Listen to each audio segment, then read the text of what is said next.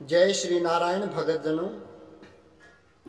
कल हमने श्रीमद् भागवत कथा में पढ़ा कि कैसे विदुर जी धृतराष्ट्र के राज्य से चले जाते हैं। वो उनके राज्य मंत्री होते हैं और वो जब धृतराष्ट्र को समझाते हैं तब उनके समझाने पर भी धृतराष्ट्र मानते नहीं है विदुर जी की बात। तो विदुर जी सोचते हैं कि तुम इन्हीं के जैसे न हो जाओ, इसलिए वो अपना राजसी ठाट बाट छोड़ करके अपनी पत्नी के साथ जंगल में रहने लग जाते हैं। जब एक दिन कहते हैं कि विदुर जी गंगा जी पर स्नान करने के लिए गए तो वहां पर लोग चर्चा कर रहे थे कि श्री कृष्ण भगवान जो हैं वो धृतराष्ट्र के यहाँ संधि करवाने के लिए, पांडवों की और कौरवों की संधि करवाने के लिए शांति दूत बन करके आ रहे हैं।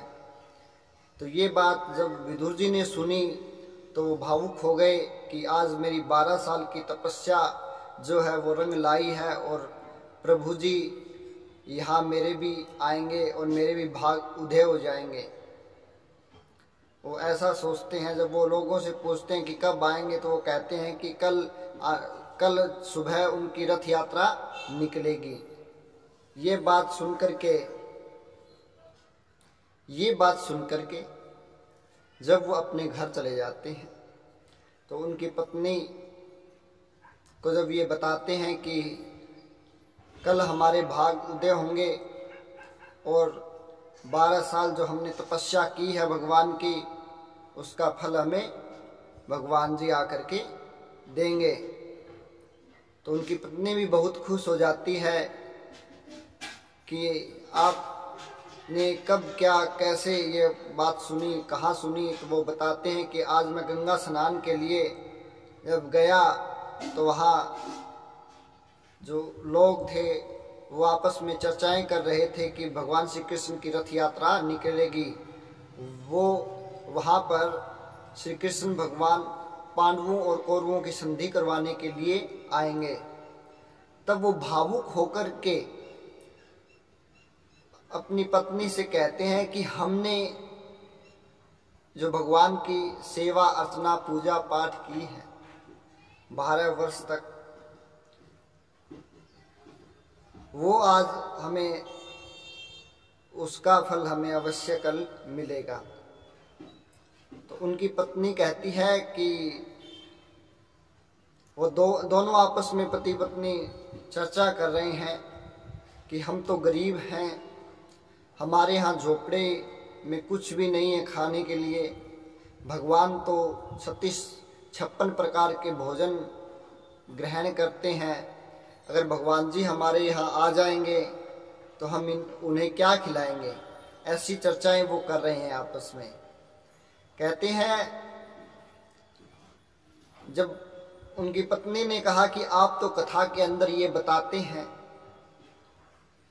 कि भगवान भोजन के भूखे नहीं होते, भगवान तो प्रेम के भूखे होते हैं। अगर इंसान या कोई भी जीव भगवान से प्रेम करता है तो भगवान उसे अपना बना लेता है। प्रेम जो है वो स्वतः पैदा होता है। अगर हम यही प्रेम अगर भगवान के प्रति करेंगे तो भगवान हमें अपना स्वरूप दिखाएंगे। कहते हैं कि जो इंसान जिस इंसान के प्रति प्रेम करता है वो वहाँ अपने राज, अपने दिल की बातें अपने आप शेयर कर देता है, और जिससे वह प्रेम नहीं करता वो वहाँ पर अपनी बातें वो नहीं कहता, वो वहाँ से हंसकर चला जाता है और अपनी बात को वह दबाकर वहाँ से उठ खड़ा होकर चला जाता है। लेकिन उस इंसान को या उस जीव को जहाँ भी मोह उत्पन्न होगा, प्रेम होगा, वो इंसान अपनी बातें उस जीव के साथ करेगा। उस इंसान को इंसान बात बताएगा, अपने दिल के राज खोल देगा। इसी प्रकार अगर हम प्रभु से प्रेम करेंगे तो प्रभु भी हमको अपना अपना लेंगे, अपना मान लेंगे। तो इस प्रकार से वो आपस में बात कर रहे थे कि प्रभु से प्रेम जो है वो बहुत ही कम लोग कर पाते हैं, और जो लोग प्रभु से प्रेम करने लग जाते हैं वो फिर इस दुनिया की चाह नहीं रखते, केवल उस प्रभु में उनका ध्यान लगा रहता है। तो इसी प्रकार वो आपस में चर्चाएं कर रहे थे कि प्रभु हमारे यहाँ आएंगे या नहीं आएंगे, अगर आएंगे तो हम उन्हें क्या खिलाएंगे क्या नहीं खिलाएंगे, हमारे घर तो कुछ खिलाने के लिए है भी नहीं।